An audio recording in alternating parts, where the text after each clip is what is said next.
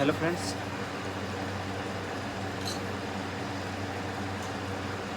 तो कैसे हो? आई होप आप लोग अच्छे होंगे। देखिए फ्रेंड्स, आज कुछ मैं इम्पोर्टेंट बताऊंगा जो ग्रेजुएशन अभी इस 2025 में पास आउट किए हैं और जो 12th में पास आउट किए हैं। कुछ स्टैटिक जीएस से और कुछ इम्पोर्टेंट बात बताऊंगा ताकि जो आपकी लाइफ में हेल्प हो सके। बहुत लोग का होता है कि कहीं कहीं किसी का मोटिवेशन ऐसा होता है कि जो कि उसके लाइफ में एक नया मोड़ ला देता है, उसकी लाइफ चेंज हो जाती है। तो ठीक उसी तरह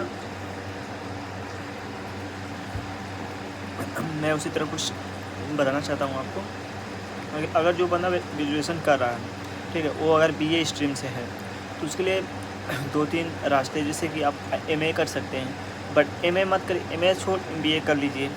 एमबीए करने के लिए आप अभी इलाहाबाद विश्वविद्यालय का फार्म आया है, मैंने भी भरा है, आप भी भर दीजिए।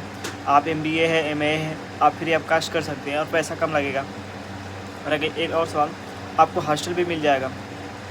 और आप अच्छा से अगर सोच रहे हैं कि हाँ मैं बीए तो किया हूँ बट मेरा एग्ज़ाम कैसे निकला, देखिए एग्ज़ाम निकालने के लिए सिंपल से आप मैथ, रीजनिंग और जनरल में आप पढ़ सकते हैं। जनरल में जीएस हो गया। जनरल स्टडी में सारे पढ़िए, साइंस भी पढ़िए बट थोड़ा थोड़ा, और इंग्लिश अपना थोड़ा मजबूत करिए, बट हो जाएगा आपको। आप कहेंगे कि हमें मैथ, देखिए मैथ ज़्यादा नहीं, मैथ आप बेसिक से एडवांस तक, देखिए बेसिक में ज़्यादा नहीं, आप अर्थमेटिक में जैसे कि आप नंबर ऑफ सिस्टम पढ़ लिए, ठीक है, कम्प्लेक्स कंपाउंड पढ़ लिए। कम्प्लेक्स कंपाउंड एसआई होता है, एक सीआई होता है। देख एसआई ऐसा होता है जो कि आपको कोई भी टीचर पढ़ाएगा। एसआई में हम ब्याज 1 ईयर्स के लिए फ़िक्स होता है, सीआई में फ़िक्स नहीं होता है, ब्याज पे ब्याज होता है। आई होप आपको ये बात समझ में आई होगी। और रहेगी एक और सवाल, आपको डाउट जो भी हो, कंपाउंड, कम्प्लेक्स, मैथ से number of number of system हो गया, जो भी हमारे पे आप कमेंट करके बताइए, मैं उसी हिसाब से वीडियो आपको एक प्रोवाइड कर सकता हूँ। अब मेरा वीडियो बनाने का रीज़न एक है कि मैं यार वीडियो बना सकता हूँ बट मेरे को टाइम ही नहीं मिलता, और मेरे को 2-3 सवाल से क्या बोर्ड रहता तो अच्छा से बनाता, और मैं और एडिट भी करना पड़ता है, मेरे पास ज़्यादा सिस्टम है नहीं। तभी मैं कुछ ना कुछ आपको हिसाब से, अपने हिसाब से बता दे रहा हूँ कि ऐसे सब पढ़ना भाई हो जाएगा। देखो ज़्यादा वो नहीं, अगर आप 2 साल 1 साल तैयारी भी किए हैं ना तो 100% आप जीएस पूरे पढ़े होंगे। मैथ, रीजनिंग आदत ही आप पढ़े होंगे, ठीक है। और रीजनिंग क्या, अगर आप मैथ ढंग का लगा रहे हैं तो रीजनिंग लग जाएगी आपकी, है। जो एमबीए का भी आया है आप फिल ज़रूर करिए फार्म।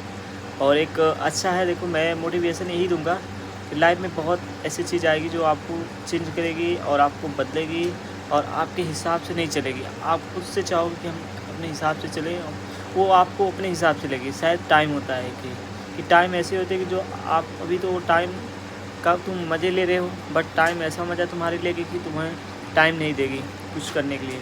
मेरा ये सीधे से रियल है कि आप मेहनत करिए जो भी क्षेत्र में है, आप पढ़ाई के क्षेत्र में। देखिए फाइनेंशियल, आप बोलते हैं सबके एमबीए फाइनेंशियल, एमबीए भाई फाइनेंशियल ना कॉस्ट भी है और नो कॉस्ट भी है। देखो एमबीए करने के लिए आप ज़्यादा से ज़्यादा आप कैट का एग्ज़ाम, ठीक है, जैसे कोई यूनिवर्सिटी एग्ज़ाम निकाले उसका लगाओगे तो कुछ पैसे कम लगेंगे, भाई लगेंगे पर कम लगेंगे, और आपको उतनी सर्वाइव कर सकते हो, ठीक है। और आप कुछ मेहनत भी करके आप एमबीए कर सकते हो। तो मेरा मानना है कि आप अगर बीए किए हैं तो बीए करने के बाद कोई टेक्निकल कोर्स करिए ताकि आपको 20 से 25 हज़ार रुपये यहाँ पर मिल सके। देखो यार, हमारे यहाँ की जीडीपी चौथी है ना, तो एक व्यक्ति की मिनिमम 1 साल की एनुअल सैलरी होना चाहिए 2,40,000 होती है, ठीक है, 2,25,000 होती है, क्योंकि एक व्यक्ति का 20,000 सैलरी मंथली इनकम है। कहीं कहीं कम है तो कहीं कहीं 20,000 है। तो 20,000 के हिसाब से हमारे देखते हो जैसे जैसे जीडीपी ग्रोथ हुई है वैसे व्यक्ति का आयु बढ़ा है, ठीक है, और महंगाई भी उसी हिसाब से बढ़ी है। तो भाई पैसे बढ़ेगा, महंगाई बढ़ेगी, सामान बढ़ेगा। अब पैसे की वैल्यू बहुत है, अब पैसे की वैल्यू अगर नहीं रहेगी तो लोग, कोई काम नहीं है, कोई करबे नहीं करेगा, विदाउट पैसे का कोई नहीं करेगा।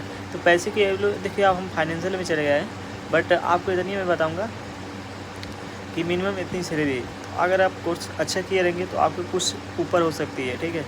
और ज़्यादा कुछ नहीं, नेक्स्ट वीडियो में हम बताते हैं आपको कुछ और बात, जो कि एक और एग्ज़ाम आया है, आप वो भर सकते हैं। जैसे आप ग्रेजुएशन कंप्लीट है तो यूनियन बैंक का भी आया है, इसका भी फिल कर सकते हैं, लोको पायलट का फिल कर सकते हैं। देखो मैं आपको इसलिए बता रहा हूँ, अगर आप तैयारी कर रहे हैं तो, अगर तैयारी नहीं कर रहे तो भाई कोई ऐसा कोर्स करिए जो कि आपको देखो विदाउट कोर्स करके कहीं मत जाइए।